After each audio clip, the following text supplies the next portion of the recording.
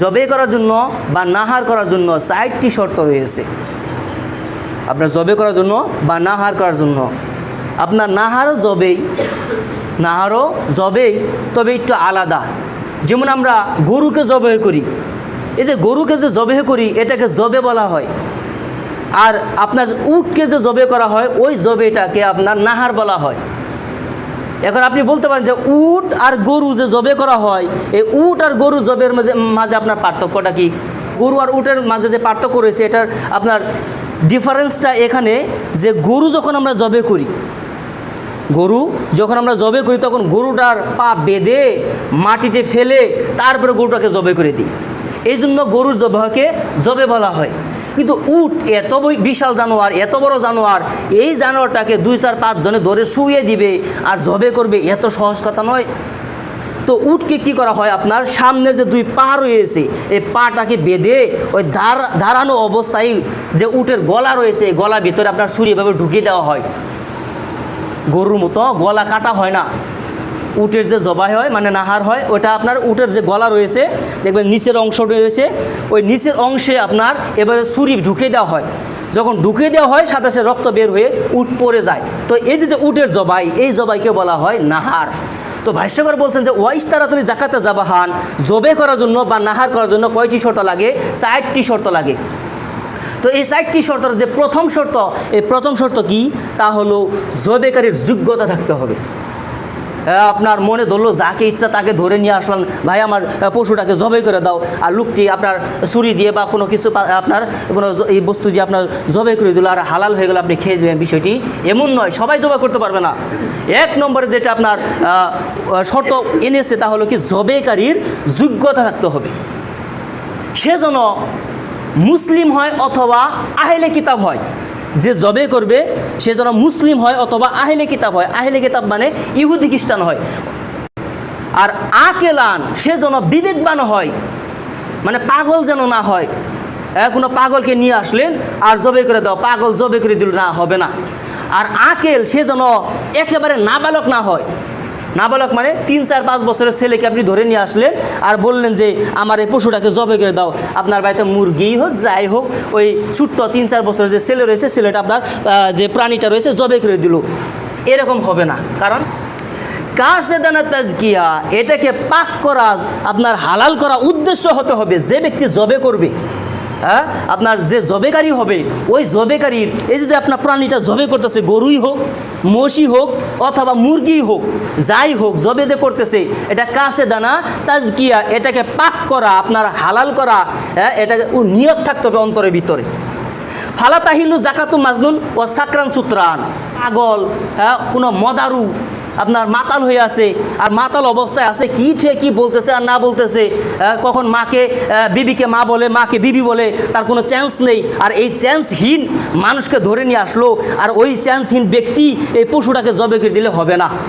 কেন হবে না? লিয়ান্নাহু লা কাজদান, কারণ যদি পাগলে জবে করে, যদি মদারু আপনার মাতালে জবে করে, তার কোনো আপনার কি থাকে না, নিয়ত থাকে না। লিয়ান্নাহু লা কাজদান, তার কোনো উদ্দেশ্য থাকে না।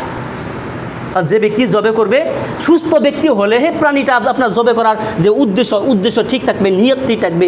যদি পাগল হয়, মদারু হয়, মাতাল হয়, তাহলে ওই ব্যক্তির আপনার উদ্দেশ্য ঠিক নয়। এই জন্য পাগলে জবে করলে কোনো পশু আপনার খাওয়া জায়েজ হবে না। কোনো মাতালে যদি আপনার পশু জবে করে এটা খাওয়া জায়েজ হবে না। যদি 2-3-4 বছরের ছেলে মেয়ে যদি তার ভিতরে আপনার নিয়তই হয় নাই যে আমি কী জন্য জবে করতেছি, যদি ওই ধরনের আপনার ছেলে মেয়ে এই পশুটা জবে করে, তাহলে খাওয়া জায়েজ হবে না।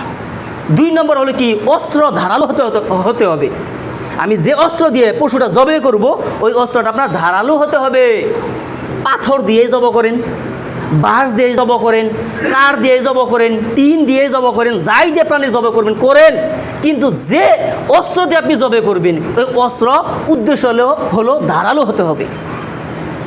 কিন্তু 2টি বস্তু রয়েছে, এই 2টি বস্তু ধারালো হলেও জবে আপনার জায়েজ হবে না। তাহলে লাইসা সিন্নু ওয়া জুফরু, মুহাম্মদ রাসূলুল্লাহ সাল্লাল্লাহু আলাইহি ওয়াসাল্লাম বলেছেন লাইসা সিন্নু ওয়া জুফরু, আপনার 2টি বস্তু ধারালো হলেও হবে না। একটি হলো নখ আর একটি হলো দাঁত। অর্থাৎ যে দাঁত, আমাদের যে দাঁত রয়েছে দাঁত কিন্তু অনেক ধারালো, দাঁত দিয়ে আমরা অনেক শক্ত বস্তু আমরা চিবিয়ে একেবারে চুরমার করে খেতে পারি, অর্থাৎ দাঁত অনেক ধারালো। আর যে আমাদের যে হাতের নখ থাকে, সেরি থাকে, এই সেরি অনেক ধারালো। তো মুহাম্মদ সাল্লাল্লাহু আলাইহি ওয়াসাল্লাম আমাদেরকে বলেছেন যে দাঁত আর আপনার সেরি এই দুইটি বস্তু ধারালো হলেও হবে না, কেন? এই দুইটি বস্তু হচ্ছে হাড্ডি, এই দুইটি বস্তু হচ্ছে হাড্ডি। এই দুইটি বস্তুতে যদি কোনো ব্যক্তি আপনার জবে করে, জবে হবে না। 3 নম্বর হলো, যদি স্বাধীনভাবে আমরা কোনো প্রাণী জবে করি তাহলে 4টি বস্তু কাটতে হবে। আর 4টি বস্তু মেন হচ্ছে 2টা বস্তু। 2টা বস্তু কাটার সাথে সাথে আপনার প্রাণীটি আমাদের জন্য খাওয়া জায়েজ হয়ে যাবে, হালাল হয়ে যাবে। একটি হচ্ছে আপনার শ্বাসনালী, আরেকটি হচ্ছে খাদ্যনালী। একটা হলো শ্বাসনালী, আরেকটা হলো খাদ্যের অলমারি, আপনার যেটা দিয়ে খাদ্য যায়, ওই খাদ্যনালী আমাদের জন্য কাটা শর্ত। মোট কথা হলো, যদি কোনো ব্যক্তি বলে আমি কোনো পশু জবে করব, গরুই হোক যাই হোক আমি জবে করব, তো ওই ব্যক্তির যে 2টি বস্তু কাটতে হবে, একটি হলো শ্বাসনালী যেটাতে শ্বাস নেয়, আরেকটি হলো খাদ্যনলী যেটাতে খাদ্য যায়। এই 2টা বস্তু কাটা হলো আপনার শর্ত। তবে এই কথা যে উল্লেখ করেছেন তার নাম হলো আপনার শাইখুল বাসসাম। শাইখুল বাসসাম বলেছেন যে সাইটে যে 2টি রগ থাকে, এই ইরকুন মানে হচ্ছে আপনার রগ, এই সাইটে যে আপনার 2টি রগ থাকে, এই 2টি রগ কাটা আপনার শর্ত নয় জবে করার জন্য, হালাল হওয়ার জন্য। সাইটে 2টি রগ থাকে, এই 2টি রগ কাটা শর্ত নয়, তবে এই 2টি কাটা হলো মুস্তাহাব, ভালো। কোনো ব্যক্তি যদি এই সাইটের 2টি রগ কেটে দেয় তাহলে এটা ভালো হবে।